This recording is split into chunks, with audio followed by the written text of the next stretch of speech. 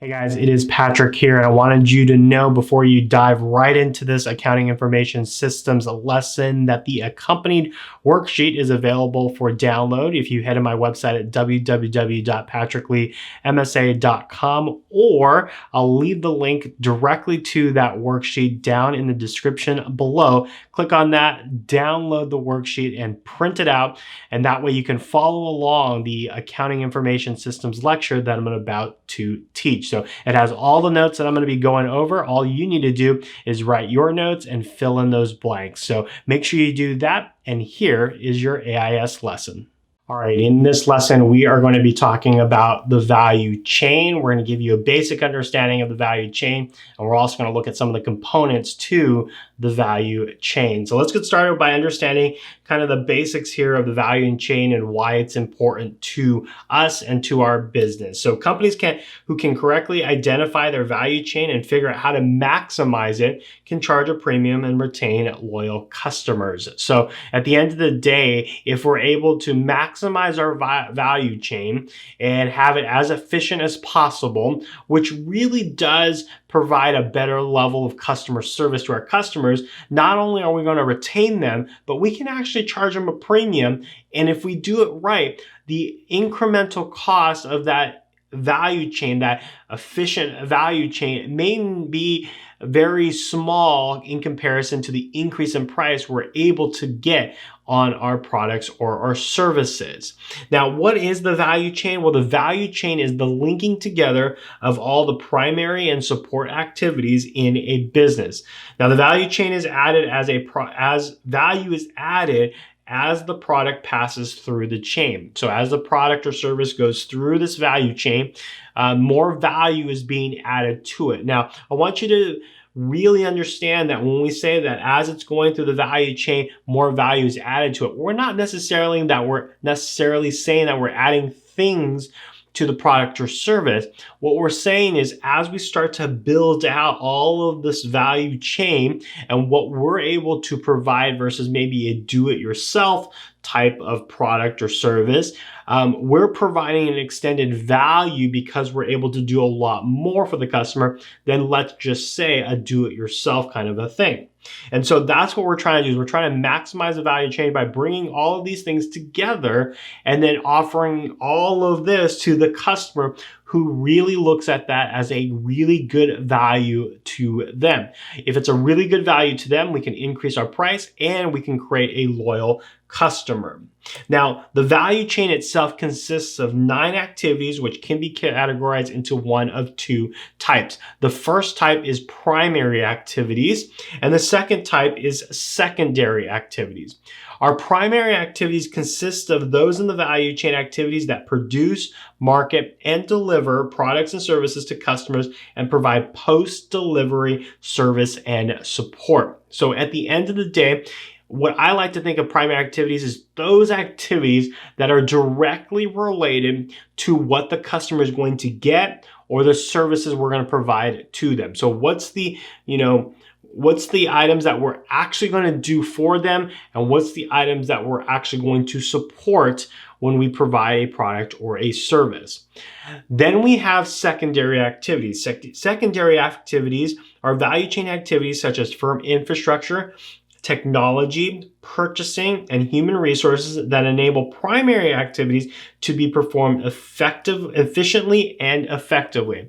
What we mean by that is we've got these support services that we need to do in order to make sure that the primary activities are working with all cylinders running. So for instance, in the primary activities, accounting is not a primary activity. It's a secondary activity. Okay. But without accounting, you can't account for the revenues and expenses that the primary activities is going to do. So we need some of these support activities or secondary activities to support the primary activities. And so that's how we have this activities in the value chain. These are kind of the 2 buckets we can put these 9 activities into. So let's talk first about primary activities. So there are 5 primary activities that directly provide value to the customer. So these are the 5 primary activities that are directly associated with value to the customer. The first one is inbound logistics. What we mean by this is we're actually meaning what it takes to take the product from its manufacturing process or place and bring it to the location of the business that is going to sell the product to the customer. So if we are talking about a grocery store, we're talking about that inbound logistics of getting, let's say, fresh fruit from the farming fields to the actual store. Does that provide value to the customer? Absolutely. For instance, strawberries are usually grown in California. And if you are in Florida or if you're in New York, you're going to probably have to import them from California, meaning that if you are a customer in New York or Florida, you would have to fly to California to get strawberries and bring them back to your home in New York or Florida.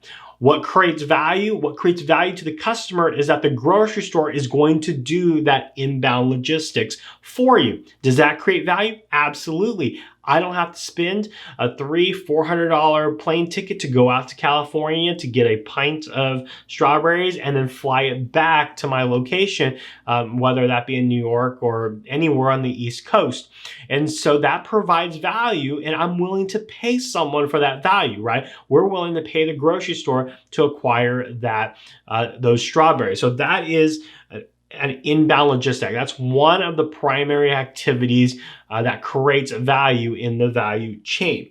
Then we have operations. Operations is basically what do we do with our operations that helps make all this work. So for instance, this might be once we bring the product in, how do we distribute it to the individual stores, let's say. So we bring in the product to a distribution hub.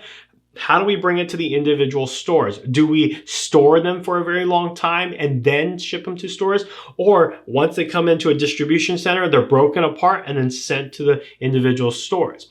If we don't have to store them, we save money and we create more value to the customer because we can sell that product for less dollars since we're not having to store it. They're coming in and going straight out and we don't need space to store it. Then we also have outbound logistics. Now, this is going to be a little bit different here. Grocery stores don't really have outbound logistics unless you are getting your groceries delivered to you. But if you're going to the store, that is outbound logistics. You're taking it home to your home, or you're picking it up from the grocery store and taking it to your home. So you're actually providing outbound logistics.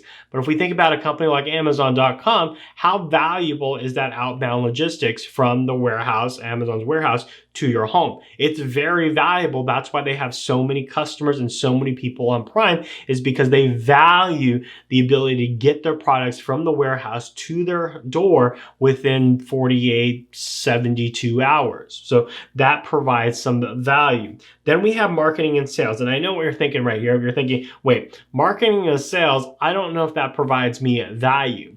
Well, it may not always provide you value, but it does provide you value when you didn't know about the product and you find out about that product through marketing and sales.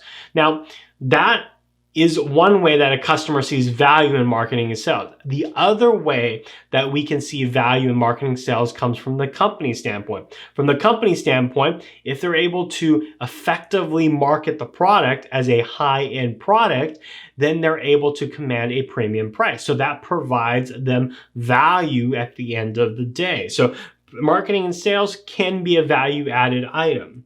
And then we've got service. So service usually happens afterwards. So what happens after the product has been delivered is the service that happens afterwards at a high level. So for instance, if you buy something from Amazon.com and then you return it, what's that return like? Or if it breaks, what does that look like? What does that warranty look like?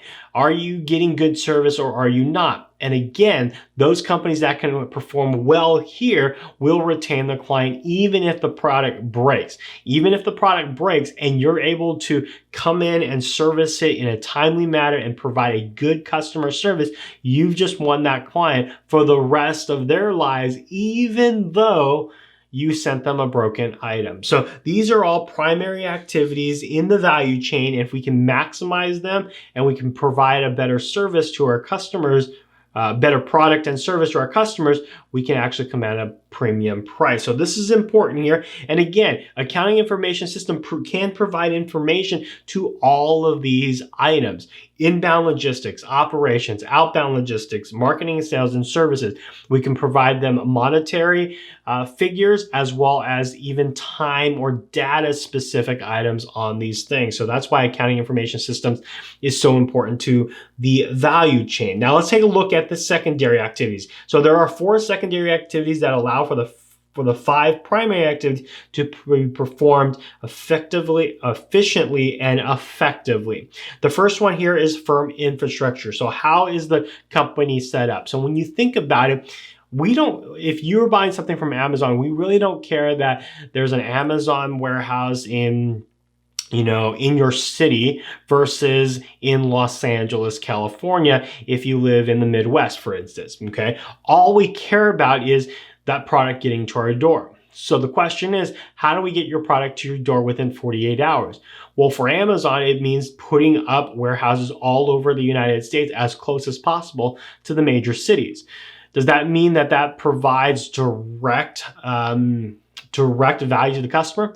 Not really. I don't care if the product comes from LA, if it comes from New York, if it comes from Florida, if it comes from Dallas. I really don't care, as long as it's on my doorstep in 48 hours. So that cost is not a cost that I care about. And because I don't care about it, I don't view that as a value to me. What is a value to me is getting it to me in 48 hours. So for a company like Amazon, firm infrastructure is important in supporting the primary activities. What's primary activities? Getting products in the hands of the customers within 48 hours. In order to do that, I gotta have an infrastructure in place, whether that is putting warehouses in the cities that people are living in, or having their own cargo airline that's able to transport goods from, let's say, Louisville, Kentucky to San Antonio, Texas within a matter of hours instead of days. Okay, so firm infrastructure is a super important support activity to the primary activities. Then we've got human resources. Obviously, human resources are important, especially if we have people that are managing this whole primary process. So that's going to be a secondary activity. Technology, we know that technology provides a better opportunity to do things more effectively and more efficiently. And so we're going to be paying attention to that as it supports the primary activity.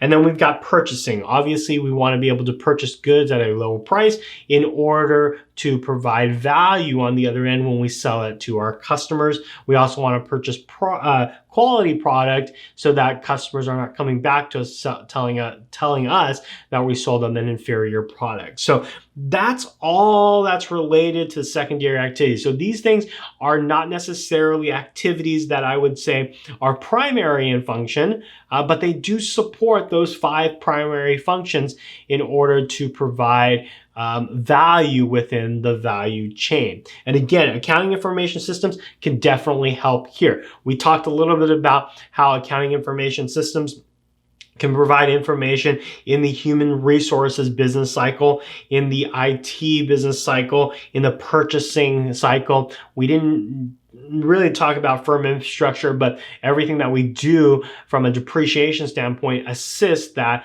of the firm infrastructure. So that is a look at the value chain. The value chain within an organization is important. If we can run our organization very effectively and efficiently through our value chain, providing better value, increasing our premium price, decreasing our costs, then we're able to capture a better business opportunity with our customers. So hope you enjoyed this lesson, and we'll see you in the next video.